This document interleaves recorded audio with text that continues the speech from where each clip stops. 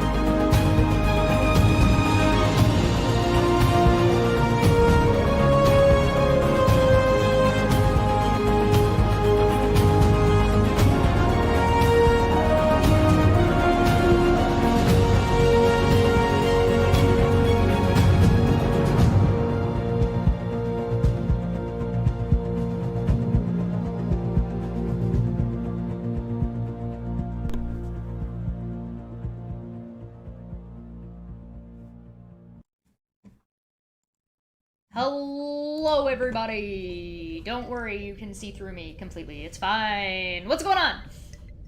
Hey, well, what's going on is that it looks like we're not playing today because we have not heard from one of the people who did confirm that they were playing here today. Yeah, so what we are going to do is I thought that since we have a no-show, which unacceptable, is going to get docked from his pay. No more milestones. Wait, he gets paid? And only in milestones. So what I thought I would talk about is, hey, we got, I'm working on in the background on some new stuff for after the Star Trek Adventures campaign, because I don't know if everyone knows, but I have a set number of episodes that we're doing.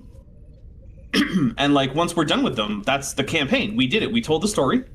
Everyone gets to either be dead or go on to live happily ever after, or be war criminals, or whatever it is that happens. That just, you know, there you go. The story isn't written yet. Did we save Captain Hawk? We saved Captain Hawk, yeah.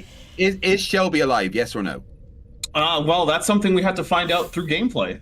I feel like Shelby's dead just because time exists. Yeah, but also Shelby was a hybrid that had never existed before, so who knows how long he would live Oh for. yeah, so, like a cyborg hybrid too, right? Plus with Tregan putting in like serious Shelby work. Yeah, he could be fucking living somewhere in the back, building all the engines secretly at the back of somewhere at Starfleet. Because he was the best engineer ever to exist. He's actually designing the replicators from. So the handbook that's given out Stargate. to the new engineers is called the Shelby Engineering Handbook. Just so you guys know. Ah. I'm invisible. What? Yeah, it's because you have it set to like black as a chroma key, right? That's the deal. Yep, that's you and me. We are matching. All right. Well, I am going to drop out, and hopefully we'll play next week. Okay. I'm Yeah, that's the plan. Fingers About crossed. that debate thing. because I'm hungry. Love you all. But Okay, you guys bye. see? Bye. Bye. Do you see my camera? See what it's doing? No. You see Flickering? that, don't you? Oh, you don't yeah, you're see square that? now. Yeah, I do see that. I'm square. Why is it doing that? It's I so- don't know. It's so weird, and it's just this show. OBS is chaos, and it is it's chaos. Okay. Not OBS. I'm sorry, Discord. They're all chaos. But Yeah. So All right. the next Chesh, if you All right. could make I'm me gonna big for a go second. too, because I gotta eat. So later. You're No, big. Ramdaput says scheduling is difficulty 5 for $2. Yeah, it sure is. Also, I want to say thank It you absolutely is. to Rachbot, who's been a member for 11 months at the Ensign level, to Ensign Jillian Wren, who's been a member for 12 months, and to Ensign Borg-Emporia, who's been a member for 11 months. Thank you very much. Woo! All right, so in case you guys didn't know, after the campaign, the plan is that we're going to play this little game. I say little, but like this is just the core rulebook, and it's already one of the larger core rulebooks I own. That's So- a pretty big core rulebook. Yeah, it's pretty good. So this is there. I'm sorry. There are currently 2 40K TTRPG games that are being published. There are like 10 that have ever been published, but only 2 that are currently being supported. This is the first one of those 2 that was published, and this is Wrath and Glory. It is the narrative-focused game that has a lot of similarities to Star Trek Adventures in terms of like it has meta currencies for the players as well as for the GM. It has a very heavy narrative focus. It's not much of a simulationist game. Also, I want to say thank you to gotta get this right. Zoomicide, who's been a member for 11 months, and Joshua Geese, who's been a member for 10 months. Thank you very much. How do you know it's not Zoomicide? I don't. Wouldn't it need an umlaut to be Zoomicide? I don't know. You're the linguist. I'm not a linguist. Also, I want to say thank you to Becca Justiniano, who's been a member for 12 months at the Ensign level. Thank you. Yay! Becca, by So, the way, was the other character that I need to do. So I thought there was one that I needed to do, and I couldn't remember. And we were talking about that last time we were playing, and we couldn't remember who it was. And now I know, and so I'll get that done. So, Becca, soon, TM. send your requests for what you want. Becca already did send that way Oh. before. That's why I couldn't find it. Okay. Yeah, so, That's my bad. this... So the basic way that this game is going to work is that you get a pool of d6s. 4s, I think it's 4s and 5s count as 1 success, 6s count as 2. And the way you calculate your dice pool is really simple. You just add up your attribute and your skill in whatever the skill is, and that's your dice pool. You roll that many dice, and there's a number that you need to meet. Metageeky Platypus Librarian for $5 says, "Can Dr. Hobnall install some extra face holes to drain all the mucus from my sinuses and nose? 5 bars of gold pressed latinum is my offer." Wow. That's Oh, pretty man, I'll good. do that for free. I love installing more face holes. So, I have been working on some art stuff in the background, and I thought you guys might like to see the setting of this whole thing. So give me a second while I set up that. I am hilariously invisible. This is Chesh, Yeah, I I am got sharing you. my screen. You got it? Yeah. If you can make that big, thank It's you. already done. Oh, I don't know. God. I don't know what you're doing. Oh So my yeah, God. this is the Gilead system as I have constructed it here in Blender. If I hit play, things orbit and spin and whatnot. I also want to say you might be able to see that there's like a big asteroid cloud here at the outside. Yeah, that was a gigantic pain in the ass to get going. Yeah, it looks like it. For $2, Their name is Lieutenant Matt- Zoomy Side. Zoomy-side. So does that mean I was right? We were both wrong. What did I say? How Zoomicide? dare you be wrong? Zoomicide, yeah. Yeah, okay. Yeah. All right. Yeah, sorry about that. But yeah, so yeah, that took a while, but yeah, everything orbits. The orbits aren't mathematically perfect, but like they look good enough. But yeah, so we've got a bunch of different planets. We've got the Forge world of Akros. We've got the Night world Nedrius. We've got the Agri world Ostia. We've got somewhere around here. There it is. The Hive world Gilead Primus. We've got another Hive world Charybdion. We've got over here Volcaris, which is a death world that used to be a Hive world, if I remember correctly, and Proleus, which is just a death world. And yeah. I can try and turn off the chroma key if it makes it easier for you guys to see. Hold on. Give me a sec. That probably would make it easier, yeah. Probably. How's that? Let's see. Lieutenant Math Navigator for $2 says, I have aftermarket sinus holes. Would recommend. And Lieutenant Math Navigator for $5 says, I also have a 20% reduction in toe count over the human baseline. So, hey, you know, you win some, you lose some. But yeah, so if you guys are interested, this is the math that makes all of this work. So this right here is the main star, and basically this just sets up the sphere. I don't know if that helps. I did my best. So let's see. Yeah, so this here sets up the star with like it's got cool like bumpiness going on it. Then over here, there's the flare geometry. So this is basically just a bunch of curves that get those flares on them. And then there's the atmosphere, which is just a wider sphere that has some volumetric stuff going on. Over here are the planets. Now, each of the planets it looks really complicated, but actually each of these is just a repeated version of the same ones. So, you know, you get like here, this right here is giving us the orbit circle. Here is the actual planet. This is where we set the materials. Let's see. This here helps us set up where the actual circle is. Let's see. Then this stuff here just sets up orbit stuff. So this actually makes it orbit here. This is the orbit. And then this lets me shift the orbit so that it can be at an angle. So you can see like they're not all coplanar. That's because of this guy here. And then this is my ridiculous way to get everything that isn't a planet to orbit correctly. So what I first do is I take some points, right? 700 points. And then I say, okay, shove them over to the side with this stuff here. So this right here is like, okay, take those points and put another point on them. But the point itself is going to be shoved over to the side 25.4 blender units. So that just puts them all in a little line, right? So if I just go here, if I just say that this is the only thing we can see, what we get is a point, okay? And then if we look here, what we get is a bunch of points here, and they're all different at different distances because of the scale node that goes through here, and this helps set up the distribution. And then this rotation sets them up all over the place. And then because they are rotated, because they're rotating animated in here in local space, this right here actually just tilts them. And so they all actually circle around the center, which is nice. Tilted slightly to the left. Yeah. And then, yeah, now they just orbit. And so that's that. Let's see. Let's show the logo. Not gonna save. The logo's pretty rad. Yeah, so here's the logo. That is rad. Let me just get this so that it actually looks like things. So this was it wasn't too tricky. So let's see. This right here is actually just a regular old mesh that's gear shaped.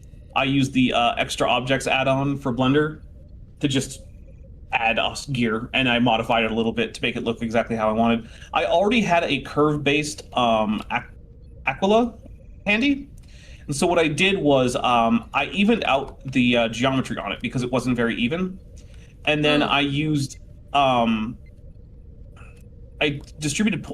used the hair system, right?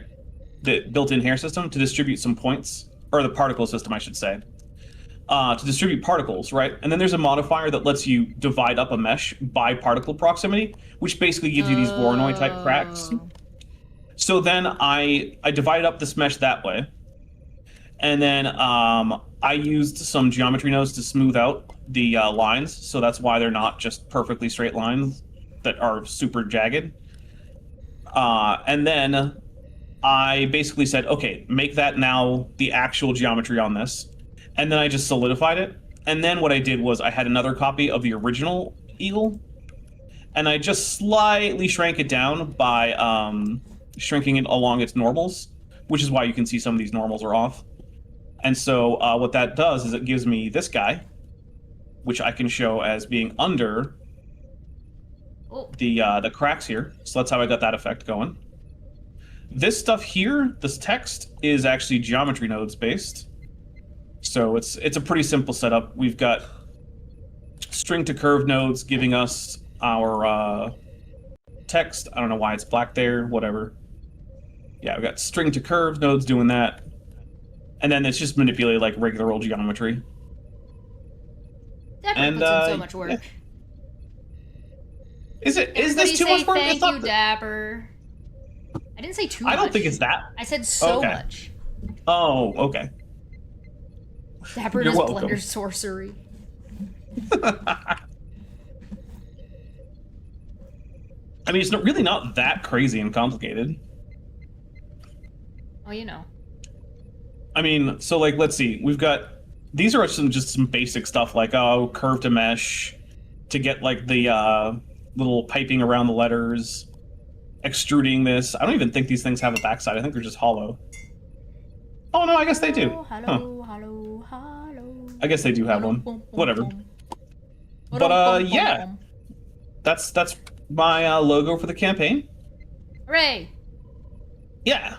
I am working. I'm not going to show a lot of this, but I am working on a opening credit scene. Which let me see if I can find that. Yeah, we're not going to save. Lieutenant Matt Navigator for $5 says, "Where do you put the firmament and ice wall in this model?" Yeah, that's a good question. You don't. Can the Flat Earthers make a Flat Earther model in Blender, please? And thank you, that'd be very funny. One did actually. You can find it on Yeah, they Netflix's have. channel. Yeah, it's also was made by AI. Oh, boo! Yeah. I don't know if the excerpt. Oh, hey, look! It's the guy who Sorry, made us I'm miss the late. game. Hope I didn't ruin it. You did. Ah, shit. Sorry. Yeah. What happened? Are you okay? I'm alright. I just woke up, looked at my watch, and said, shit. Oh Yeah. no. Well, I'm glad you're not dead again. Yeah, that is nice. I don't know. Can people hear this? It is the 41st millennium. For more than 100 centuries, Yes. the Emperor has sat immobile on the golden throne of Earth. So He is I'm going to say big thanks to Cognitive Trifurcation because that is the voice talent for this, and he, I think, did a bang up job. So we'll go back and listen to it. It is the 41st millennium. For more than 100 centuries, the Emperor has sat immobile on the golden throne of Earth. He is the master of mankind by the will of the gods, and master of a million worlds by the might of his inexhaustible armies. He is a rotting carcass, writhing invisibly with power from the dark age of technology. He is the carrion lord of the Imperium, for whom 1,000 souls are sacrificed every day so that he may never truly die. Yet even in his deathless state, the Emperor continues his eternal vigilance. Mighty battle fleets cross the demon-infested miasma of the war, the only route between distant stars, their way lit by the Astronomicon, the psychic manifestation of the Emperor's will. Vast armies give battle in his name on uncounted worlds. Greatest among his soldiers are the Adeptus Astartes, the Space Marines, bioengineered super warriors. Their comrades in arms are Legion, the Imperial Guard, and countless planetary defense forces, the ever-vigilant Inquisition, and the tech priests of the Adeptus Mechanicus, to name only a few. But for all their multitudes, they are barely enough to hold off the ever-present threat from aliens, heretics, mutants, and worse. To be a man in such times is to be one amongst untold billions. It is to live in the cruelest and most bloody regime imaginable. These are the tales of those times. Forget the power of technology and science, for so much has been forgotten, never to be relearned. Forget the promise of progress and understanding, for in the grim darkness of the far future there is only war. There is no peace amongst the stars, only an eternity of carnage and slaughter, and the laughter of thirsting gods.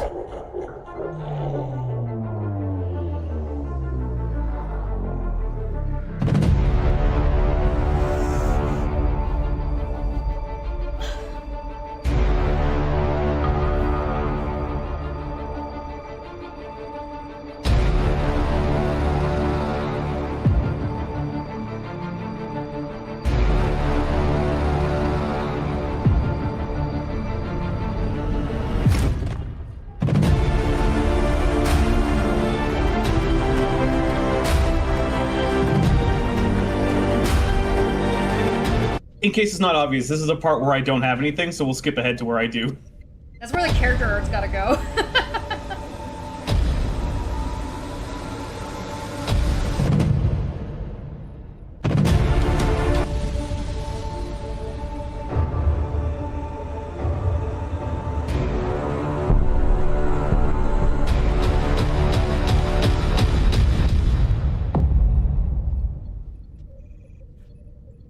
That's pretty rad looking, man. Yeah, so that's the opening credits as they stand now. This part here is actually going to be variable. So I don't know if you noticed, but like this zooms in onto Avacris. Yeah. And then this right here is Forge World of Avacris. And so what the plan is actually is to do that sort of like the Game of Thrones thing where we're going to spend most of the time in the episode is what gets the Where it's focus. gonna And so there's zoom going to in. be, yeah. So, excuse me, there's going to be different versions of the credits. And I will either, if I'm producing, then I'll just make sure I have the right one loaded up. And if someone else is producing, I'll make sure they choose the right one. And so there will be like 7 or 8 versions of the credits. Does he to look give everyone sideways over at me like? Look, you're welcome to what is it to produce, right? I do actually have a second planet animation set up that I can probably show. Sorry. We can't hear you, Come over to the top. Hobnall. So this is another version. Apparently, I bumped my mic because my mic has a mute button on it. So I'm yeah, on the cat again.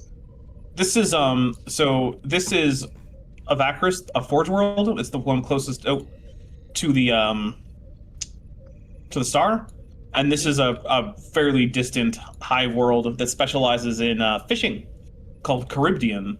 And I gave it Ah. Okay. Aurora. Look at that! It's an aurora. Ooh. Aurora Borealis? At this That time will, of yeah. year? This part of your stream? Yes, but yeah. So this is what that animation looks like.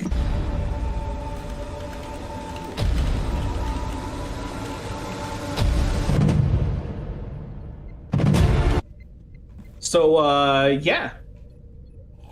The plan is to get models and textures for all the planets.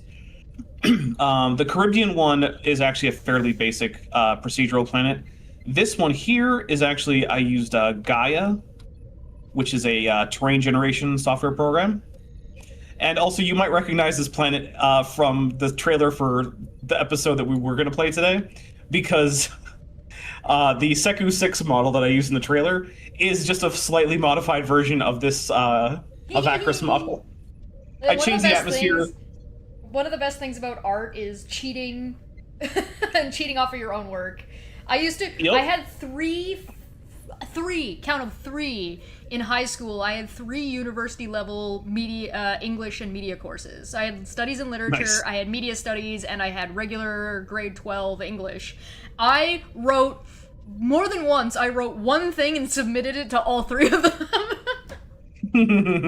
Watching the grading difference was. Yeah. So I guess I'll show the file that I used to render out this right here. So this is a Vacris. So it's basically a cubic sphere. So let me get rid of this modifier. So you can see that this is what's called a cube sphere. And the reason that I do this is because all these squares make a circle. All these squares make a circle. Yeah. So what this actually is it has the topology of a cube, right? So like this right here, that's the top face. Yeah. That's just the top face of a square or of a cube, right? And you can see another one.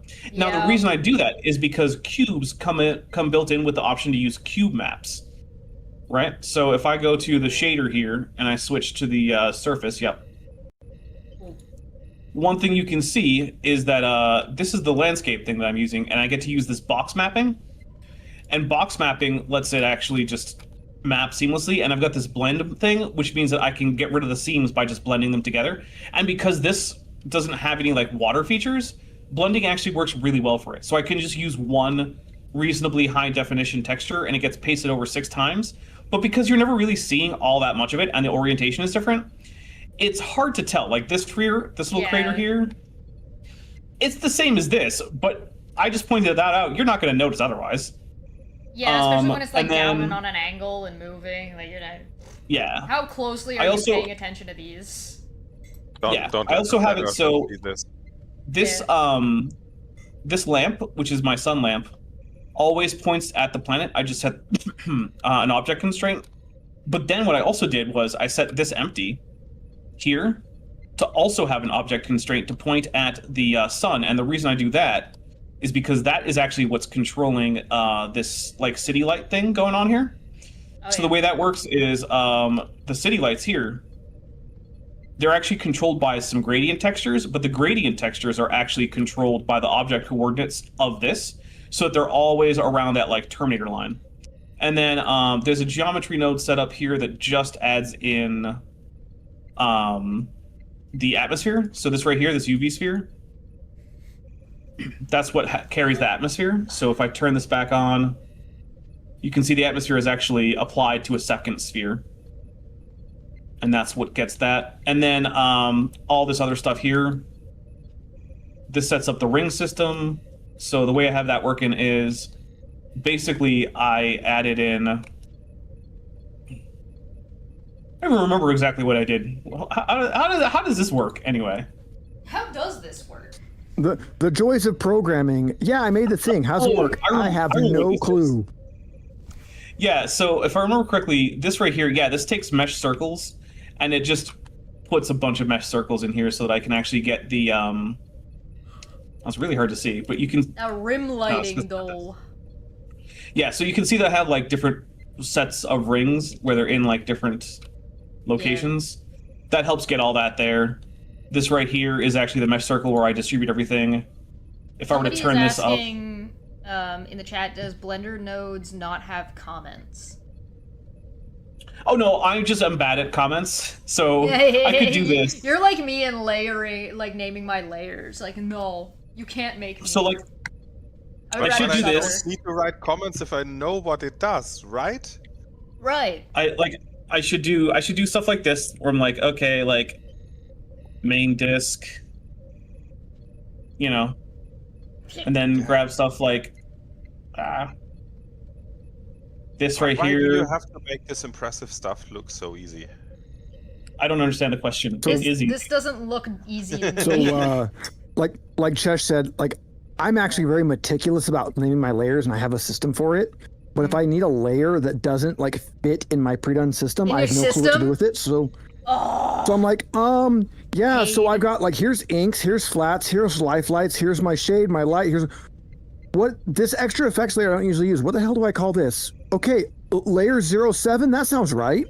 I'm a little bit worse than that because I do all of those things all on one layer. Because I do digital art like I'm painting. Anybody who has ever worked digital art, you either work on one layer or you accidentally work on the wrong layer, or you do both. Yeah, and then merge them together. Once in a while, I'll do a sketch and a line art layer. I have done some work annotating my nodes.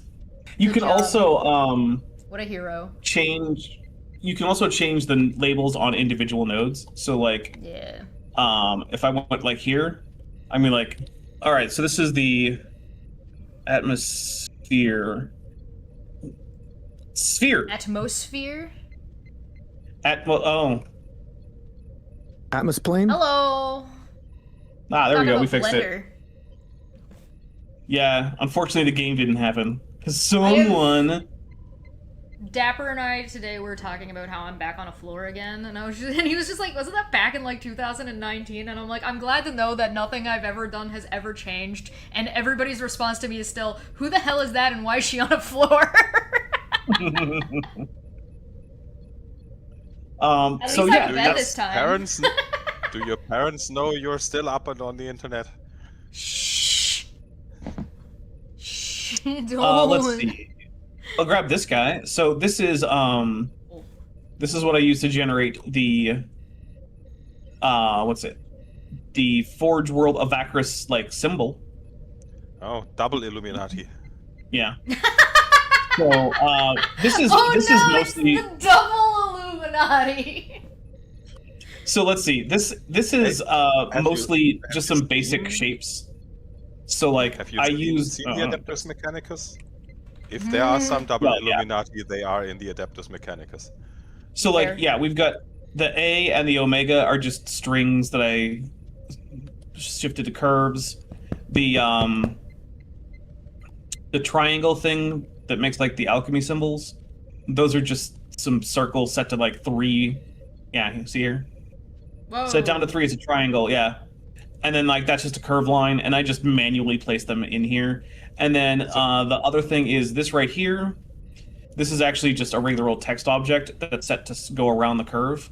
And as an exercise for the viewer, that does actually say something in ASCII. So. Oh boy. Okay. Yeah. Oh yeah, that reminds me. I need to come up with some devil 1. text for my Oh. my cleric of Asmodeus. Didn't I send you the official like infernal alphabet as a like true type font? Yes. Okay. You're That welcome. one's good for that. I need to come Humblewood up with has a something to font say. that's good for that. And if you look up, Chess, you were there for Phantasy Star. If you look up the Phantasy Star online font, there's a font that they use for like all their magical items where you actually read the gaps between the lines, not the lines. And it is amazing for putting things. Negative space speak. Huh. Huh. Huh? Huh. So yeah, there's Yeah. that. Let's see, what else do I have that I can show off that won't be too spoilery? Yeah, if anybody's wondering why I'm on a floor, I'm dog sitting / house sitting for somebody. So there is a dog around. So if you see the doggo, he's a wrinkle. What else is good? Let's see. What else is good? Yeah, to show people. Oh. Oh, you know what? I do have this. Let's see if Dapper's this also actually been trying loads to in any trick me reasonable into amount of time. DMing. I am not trying to trick you into DMing. Encouraging. Yes, there is a difference. Did I send you the thing where I said, I'm not saying this is why I'm not I don't DM anymore, but maybe. I don't think you did.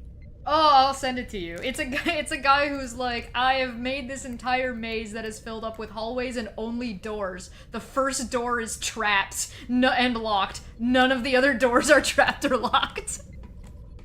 Nice. And he's like, yeah, there's like so this 36 doors. This is the scene y'all saw earlier in the opening credits. So if I switch this to rendered mode, I've taken out the walls just to make it a little bit easier to look around in here. So yeah, we've got a map of the galaxy here. We've got this. This isn't showing as many dots as it should, but this is my cool hologram program, setup that I have. Yeah. These are some chairs that I got from like Sketchfab. I did not make these chairs. I also did not make these bookshelves. I did make these haphazard bookshelves though.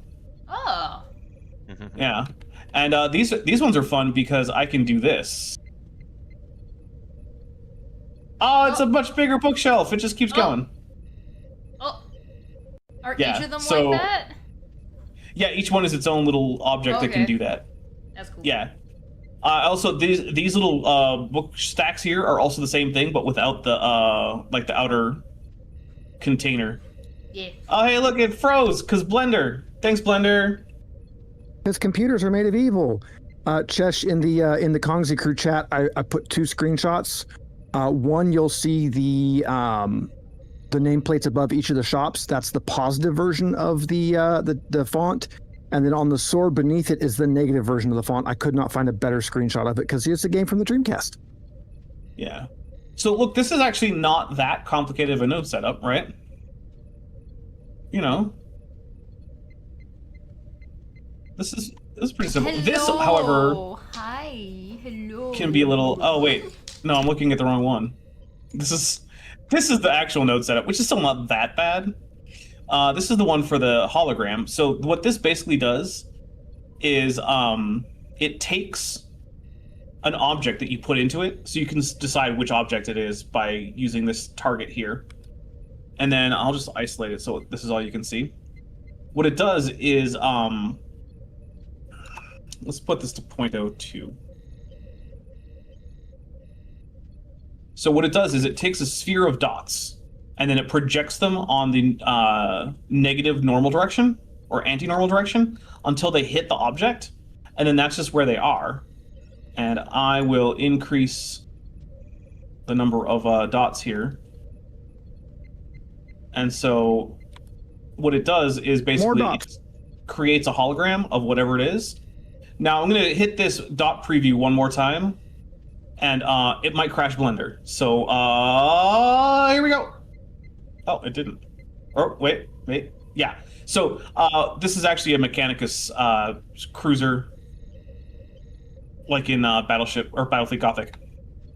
That's the object I'm actually using. I got that from an STL file that was definitely in a location that I'm not going to talk about.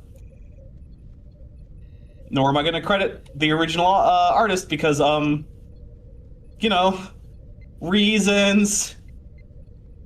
So, yeah, don't worry about it. Hey, But yeah, as you can see, Chances are great that James Workshop is not sending you the Pinkertons. yeah, jeez. So one thing that's cool is if it rotates, the dots actually don't. They just only move in and out.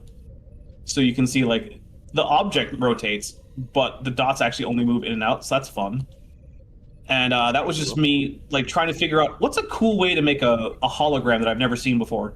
And so I had that idea of taking a big sphere of points, projecting them on anti-normal, and using that to intersect. So like, yeah, so this is the raycast here, That is where I pretty have it. cool. I have all the points projected in the anti-normal direction. And then this right here is just a little switching thing that lets me have different numbers for the preview and the final render. Because it's a pretty intense, like, I don't know. It's a pretty intense effect. Because each of these, it's only an instance, but still, you get a lot of them. And so this right here is just the preview number. And then the final dot number is what actually gets put in the render. So, yeah. So yeah, that's that scene.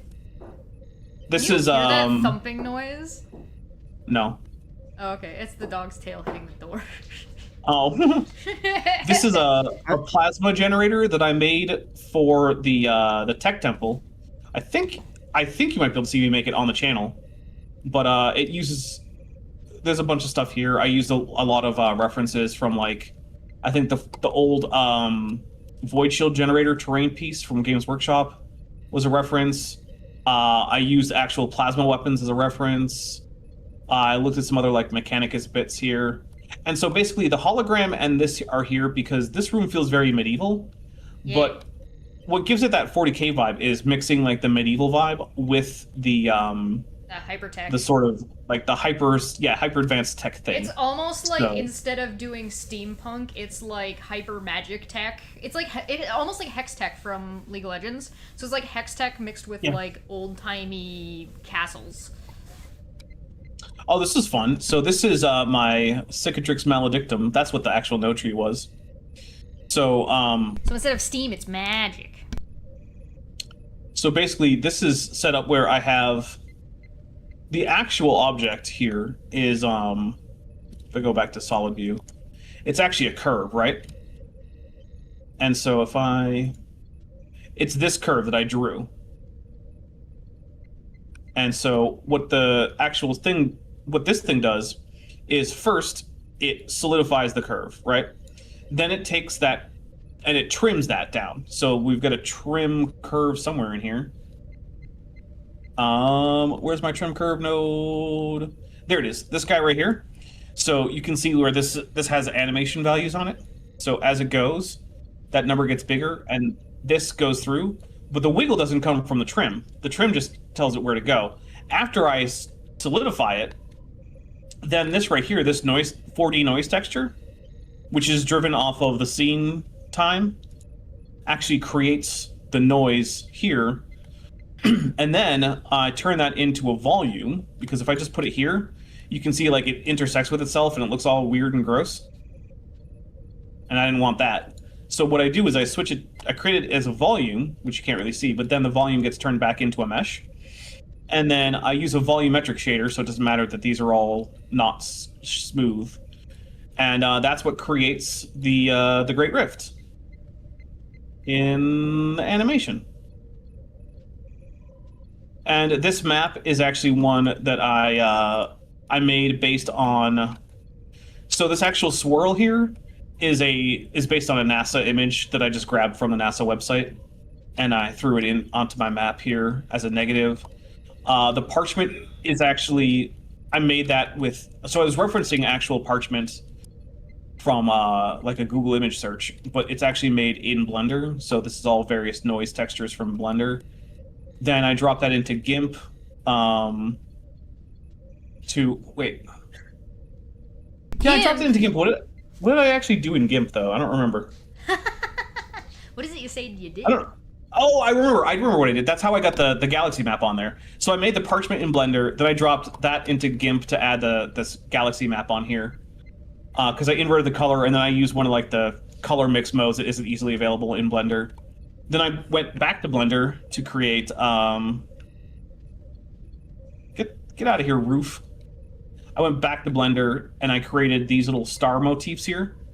So we get 12 pointed stars for the planets that I'm picking out, and then these 8 pointed stars pick out warp storms or other anomalies. Like this is the Hadex anomaly, the Maelstrom, the Eye of Terror. And so I just did that as a black and white thing in Blender. And then I use that as a texture map to drive where this gold material is on top of that. And so we've got all sorts of different planets and whatnot here. The Ghoul stars get us an 8-pointed star, even though they're not really a chaos thing. I guess then again, neither is the Hadex anomaly, so whatever. But yes, with the Imperium of Mankind, a little Lauda Imperatorum in Terris qui protegit Imperator protege nos omnibus. Yay, Latin! No, High Gothic. Yay. Yes, yay, High Gothic. I forgot. I'm sorry. Oh. Yeah, So, it gets better High Gothic the more mangled the Latin is. Ugh, I hate it. I still hate that the war cry of the the Night Lords makes no sense. Ave Dominus Nox. Like, fuck out of here with that. What about Ave Domine Noctis? You know, Latin? No. Yeah. No. Latin has cases. These windows were also well, it kind of does. It has cases for pronouns. Yeah, sometimes. It always has cases for pronouns. Dapper puts Latin all is of this work into things. Meanwhile, on my channel, we started a new game on last Wednesday, and I'm like, hey, here's 9 pages I'm supposed to read to my players. Yeah, screw that. You guys can read it on your own. I'm not gonna. So I refuse to read. In fact, I didn't make this. This is this I grabbed from Sketchfab. And if I were to make it myself, which I might actually make a nicer version, but like I was like, look, this stuff, this is how it's going to show up. It's going to show up in the first few frames, and it sets up the silhouettes that fall onto the table from the sky texture. That's all these are for. They don't need to look super nice. Eldaris Eos Domus. People call Eldaris, they go the home. Exactly. So yeah, that's that file. I'm trying to think if there's any. Are there any other Blender files that are actually worth looking at that also aren't too spoilery? I don't know. You kind of showed Um, off a lot. Yeah, but none of it's all that spoilery. That's I not guess what this it's about, is. though. You can like slow roll this shit out, dude. Yeah, but no one's gonna watch this. I made He just read a super chat. Nobody's gonna watch this. Shut This up. guy. Oh, okay, my bad. I made this this flying buttress. Technically, a super chat is not someone watching this. That's true.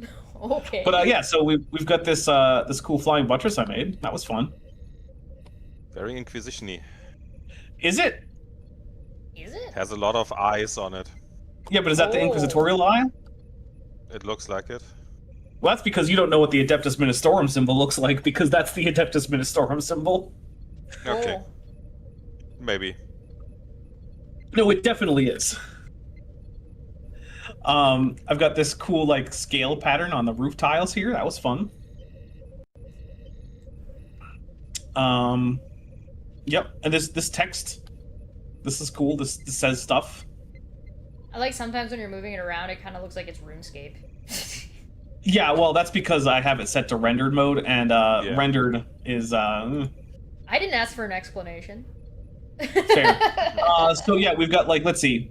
An open mind is like a fortress with its gates unbarred and unguarded. There is no such thing as innocence, only degrees of guilt. That's what this guy says here. We've got this one. My armor is contempt, my shield is disgust, my sword is hatred. For the Emperor, with an exclamation. These Let's see, sound this- like something that somebody wrote in the Blood Echoes in Bloodborne. To jump off, press X here. Yep.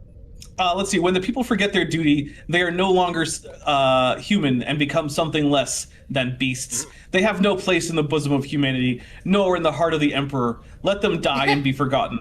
Love the Emperor, for he is the salvation of mankind. Only his word. Obey his words, for he will lead you into the light of the future. Heed his wisdom, for he will protect you from evil.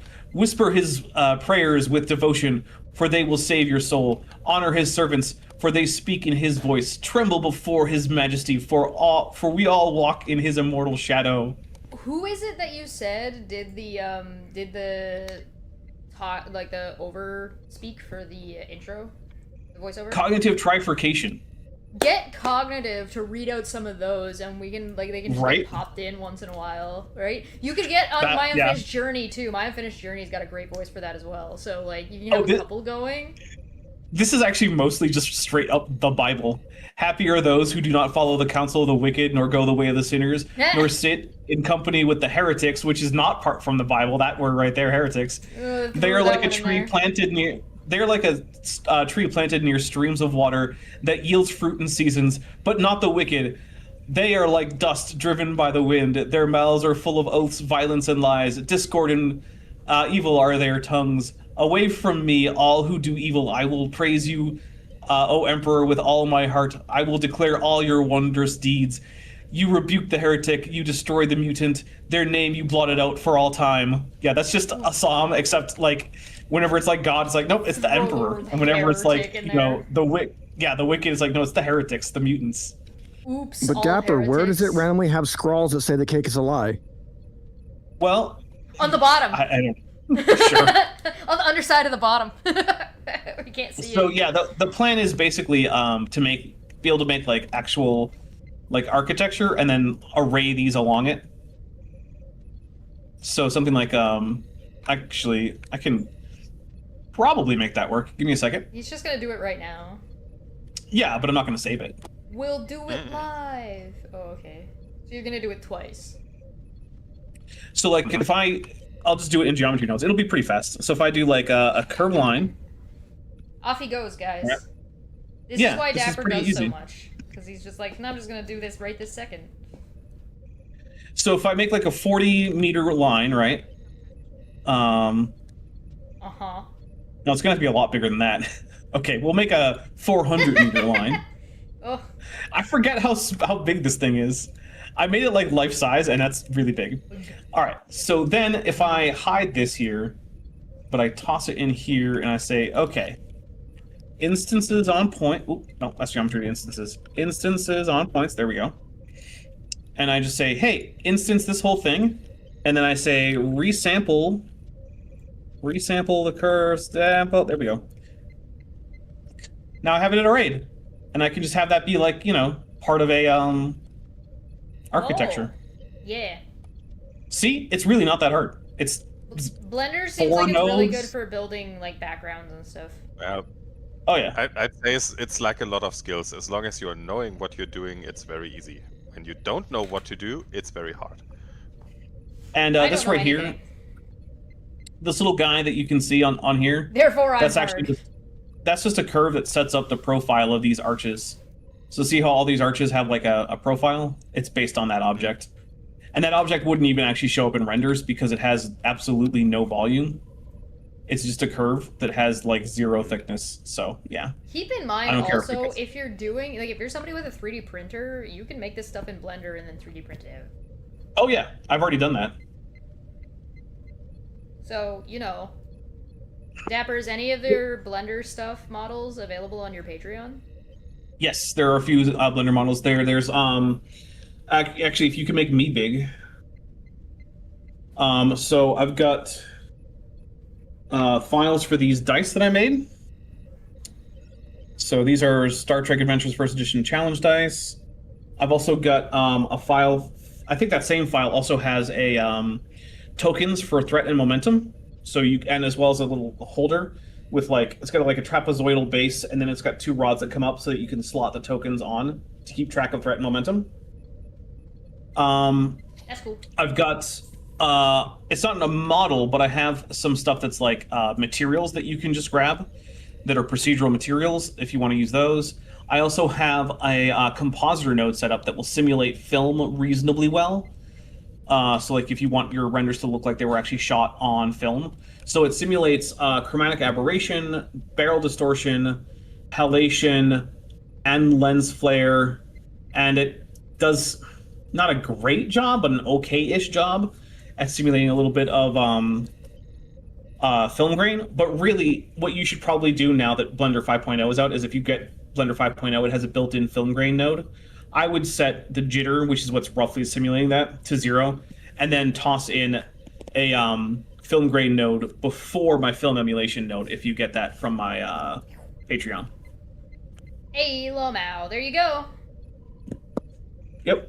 I think there's some other stuff on there too. And also, if you're high enough tier, you can request like a static version of the model that I use, and I will send you a static version of that model. But you have to request it. It's not just going up on the Patreon. That's fair. And How high of a reasonable. tier does it take for that? Wow, I what a think you plug. can That was a get that really at the- good plug, Dapper. Thanks. I think you can get that at the $50 tier, like if you just want a static version. But you can request a certain pose, Ugh. and you can 3D print it if you want. I mean, if you get the file, you can also pose things, can't you? Well, you would probably have to re-rig it because I'm gonna bake all that rigging in and whatnot. Yeah, Oh. yeah. Oh. So we've also seen the Plague Bearer. I use this scene here for that I'm opening. It'll take a little bit for some of my opening credits. I think last month, so it'll take a little while because it's a really heavy scene. So yeah, this is a ship corridor fly through. Woo! And so the ship corridor, it uses so this is all based on instances and geometry nodes to make this repeat and whatnot. So like if you actually look at what's going on here, it seems like a pretty simple setup. And the reason for that is because really what it's doing is it's just taking 2 different kinds of instances and instancing them along some curves. Well, which is one big long curve, it's a line. Which is, you know, not that hard to do. And so it looks a whole lot like, it looks like I spent hours and hours and hours and hours just placing all this crap. I didn't. I have 2 versions of the hallway. I have a Mechanicus version, and I have an Imperial version. And then it's just a combination of instances and randomization, and that's it. Hey, and all the it works, cross it works. areas. Very nice. Yeah, all the intersections only go out like 1, or no, I guess they go 2 hallway segments out. And so when you stack it all together, and then there's also a plane that goes out that has these candles scattered on it. So the candles help make it look like it's not just repeated hallways the whole way through, even though it very much is. And then you zoom down towards here. You can cheat by like turning the camera and stuff, and the light flickering will make it look different. Yeah. And then there's a servo skull I made way back in the day, years ago. I made this little servo skull. And so he gets a spotlight in here. And then there's that damn plasma generator again. And the room the plasma generator is in is actually like super basic. It's got some floor tiles that I made. And then it's just bare walls with like the same material from the doors and like some of the material that's inside here. And yeah, that's it. That's all this room is. There's nothing special in here. Nice. But you can't really tell because from here you're like, I don't know what's in there. It could be anything. There's a plasma generator, that's for sure. Know. That's the thing with art, whether it's 2D or 3D. There's no point in putting effort into something that won't be seen, and especially in 3D art. Like if you actually see like what it looks like from the animator's perspective, sometimes it looks really, really weird. Oh, yeah. Lieutenant Matt, the navigator for $5 says lens flare, slightly off screen. The sound of J.J. Abrams breathing heavily. Yeah. So these are also the stained glass is also fun. So I've got let's see, we've got like a random witch hunter. We've got Commander Dante. I think we've got Sanguinius. We've got the Emperor. And like there's only a few options, and they're just set in randomly. Nice. I don't remember who else. I think there might be like a Lord Solar Macarius in there somewhere. Actually, I think on the right. Yeah, that's Lord Solar Macarius. There's Sanguinius on the left. Not the famous Inquisitor Obi-Wan Sherlock Clouseau? No, I don't have a good art for Inquisitor Obi-Wan Sherlock Clouseau, who is in fact a real canon character in Warhammer 40k. Kind of. Yep, they kind of haven't mentioned him for the last 40 years, but yeah, so he's in books. He is in the rulebook for the first edition of the game, and like nowhere else. Yeah. So yeah, the plan is that this is actually going to be part of like a teaser trailer for what I'm going to run as a, like you know how the Star Trek Prelude, it was like a one shot, and it tied in to the whole plot, but like it wasn't super important, and it was mostly to get people like familiar, especially me, familiar with running the game and whatnot. Yeah. So the plan is to use this like that. So I have the starter kit for this game, and this is a teaser that's designed to work with the adventure from that right there, and that has pre-gen characters. And so what I'm going to do is basically sometime when I feel like I've got the teaser where I want it, and when there's a little bit of a break, like maybe between seasons of Star Trek, I'll see who wants to play in the one shot. That's sort of like a how do we play this damn game? Where we all figure it out and then immediately forget by the time it's time to play the game. Yeah. Well, the thing is, because it's a starter kit adventure, it actually introduces game mechanics as you progress through the adventure. Oh, that's nice. Yeah, so it's like, okay, here's how this mechanic works. We're introducing it now and whatnot. I mean, the Phantasy Star one kind of did that with its opening one, where it was just like, wow, it looks, it's almost like this entire encounter was made for me to shoot this thing over and over again. Yeah. It's almost like this is set up to be like a quest from the original game in a way that everybody can see their new stuff without it ever actually being like difficult or dangerous. I felt a little bit rude, kind of but felt like there was nothing for the cleric to do other than people getting hurt. And all right. That is a cleric thing. It had the problem which I talked about like 3 times last time, that it has mechanics that are not in the actual game, and it uses different rules, which I always hate in an introductory set. There's the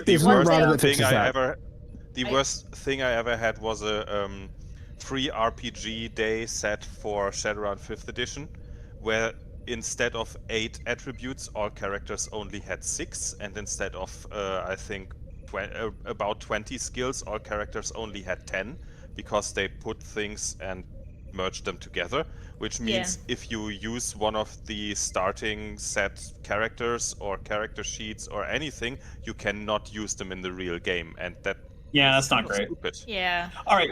So, Tiri, what symbols do we have here? Well, of course, that's the Imperial Aquila. Mm-hmm. I don't actually know what the difference is if it has a skull and the I don't know, looks like what's the English term for it? There's 2 skulls actually. It's true. There's a big skull and there's a smaller skull in negative space. One. In a little Caesar crown. Yeah, the laurels. Yes. So that right there is the symbol of rogue traders the rogue traders as an institution. Okay. And the eye with the eye is probably the astropods? Yep, that is the symbol of the Adeptus Astra Telepathica. I felt kind of rude last week when we played. Because I was like, nobody else gets to go but me. Wait, it's my turn. I always think that the eye is for Inquisition, but the eye bar I think is just Adeptus anything. Yeah, the eye is basically something on it for. I think the only adept grade organization that doesn't use that eye is the Adeptus Sororitas because they use the fleur de lis. Yeah, they are special. Well, yeah, they're also the only adept grade organization that gets the feminine form. Yeah. Because they're all girls. Yeah.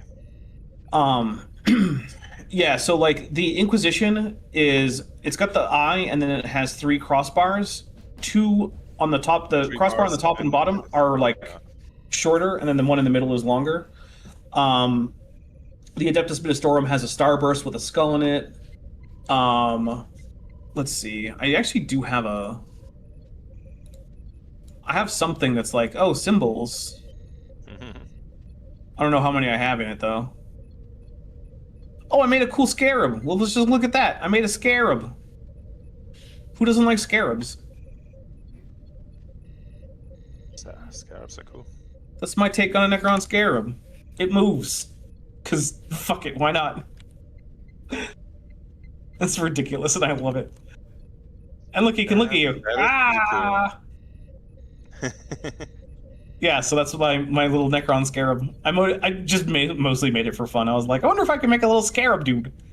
And it turns out, yes, I can make a little scarab dude. So, yeah. He's ridiculous, and I love him. He's Which cute. brings me back He's to googly even eyes. if you say this stuff is easy, it's still impressive. Thanks. This one was not terribly easy. Like, this was not...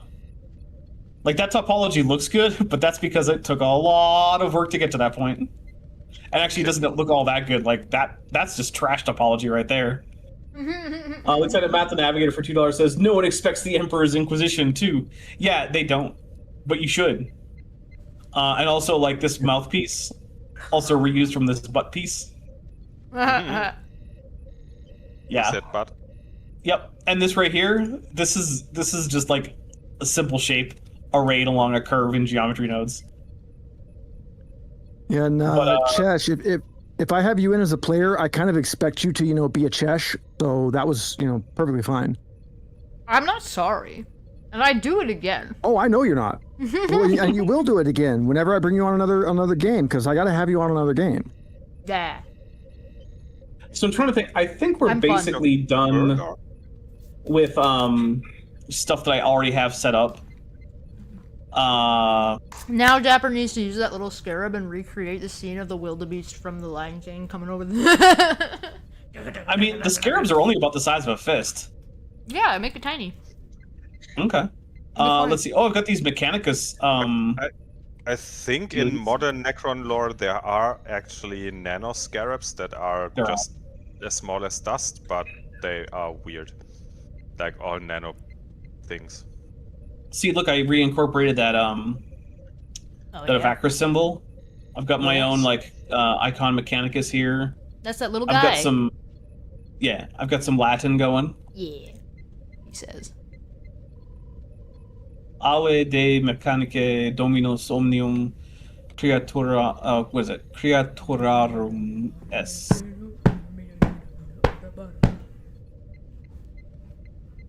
I love how Latin, because it uses the same alphabet, or a similar alphabet to modern English. You look at it and you're like, yeah, I can read that, and then you go and you're like, oh no, I really can't. Joke's on you. I can't read regular English. And look, technically, I put it on those bars that you can put in a shower to help you get in and out if you're old. or all European. Is that what a shower bar is supposed to look like? I misunderstood. Sure. I had booze in mine. Oh, that's okay too. That's as long as it's not in glass bottles. Bar. That's one that doesn't help with injuring yourself. Yeah, so basically this exists so that I can place... Oh, and this is... Yeah, these are... This exists so I can just grab these and put them in places if I need to for a scene. They're just art assets that, like, I can reuse. We love ourselves a reusable asset. So this is... This I plan to use if... like, it might not be this exact version of it, but this is, like, a proof of concept for, like, creating procedural, like, levels. Right? Ooh. So, yeah. So this is all actually... the only actual geometry here is just this right here, right? So, like, if I grab these right here, right? I turn this back on. It'll take a little while because it's a pretty hefty node setup. Yeah. But, oh, turned it off. Come on, turn it on. Not off. It's because I clicked again because I was impatient, like an idiot. All right. So, like, yeah, if I hit extrude, and then... Oh, it's gonna be super slow, huh? Oh, my computer is... It is rough. So, yeah, let's... Yeah, so, like, see how I think they're underrated. I think they should just be all auto-installed in every bathroom. So see how I added this little extension here? If I do this and bring this back, after it takes a little while, you'll see that it, like, dynamically updates, right? So, like, we've got these tiles here. Yes, what am I looking at? There's. So we got these, like, edge tiles here that are, like, scaffold. And, like, it dynamically updated to have these floor tiles in here. And it updated the fence and everything. That's pretty cool. So, yeah. That took a fair bit of node magic. That's this node magic here. That always reminds me of an XKCD comic where it is, I could do this in 20 minutes, or I could try to automate a system in like 20 hours, but then I would never have to do it again.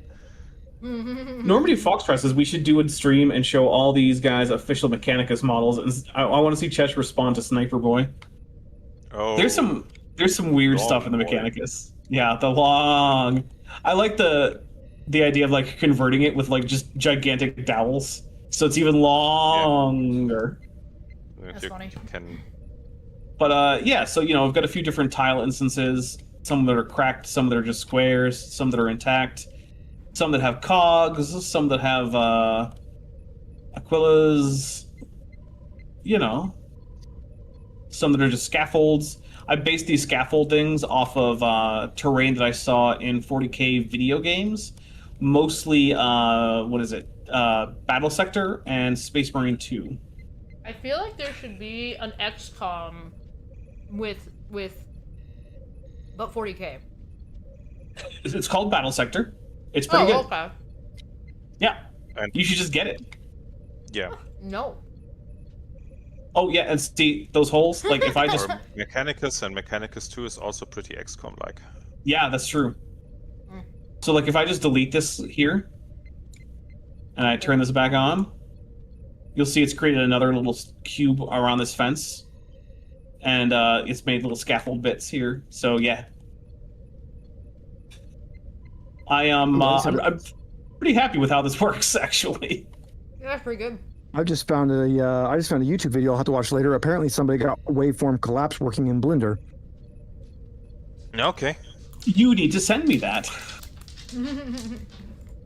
Oh, because waveform collapse is that I have food. Pretty cool. Hello, dog. All right, well, here's the thing. I'm going to get out of here. The plan is I'm going to rename the stream. I'm going to change the thumbnail on it. And we're going to reschedule this for next week. Hey, Thierry, you should set multiple alarms. Well, I didn't set any because I didn't plan to sleep. You should set multiple alarms regardless, because, you know, as of now, we have to dock your reputation. Oh no, not my reputation. Hey, if it gets all the way to 0, you get a court-martial, my friend. No, don't. Please. The last court-martial was fun. Yeah. That's not a good threat when the court-martials are fun. Well, here's the other thing. Enough court-martials will actually remove you from the game if you're that unreliable. Well, yeah, but Yeah. they're still fun. All right. So Actually, my that's plan is court-martial's doing. That's probably. this has a missing all a the time. corruption mechanic, and my plan is if you just cause us to skip a game, and it wasn't like well announced and for a good reason, you get a corruption point. Yep. So you could fall to chaos by just not showing up enough.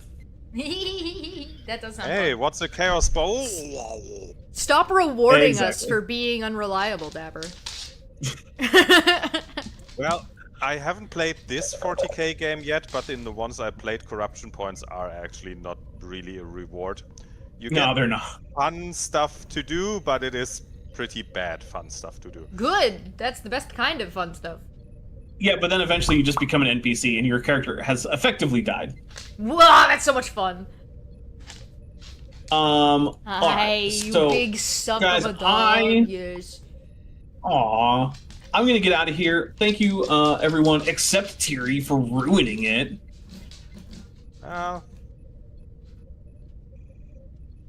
That's it. I'm sorry. That's it. Just no. At least he's not dead this time. Yeah, at least you're alive. I wasn't dead last time. I just had. That's not how it appeared to everyone else. No. Actually, ability technically, because he to was asleep, he was communicate. unconscious, so he's actually more dead this time. Oh. Oh!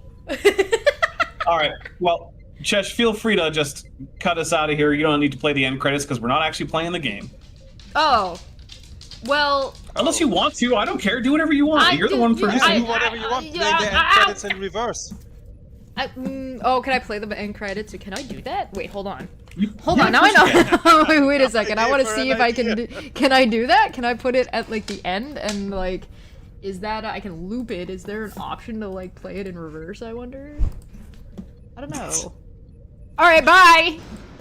Bye. Bye. Sorry, this dog is getting in my way. There really need to be more options to play stuff in reverse. How else are we getting the satanic messages out? Right. Okay, bye.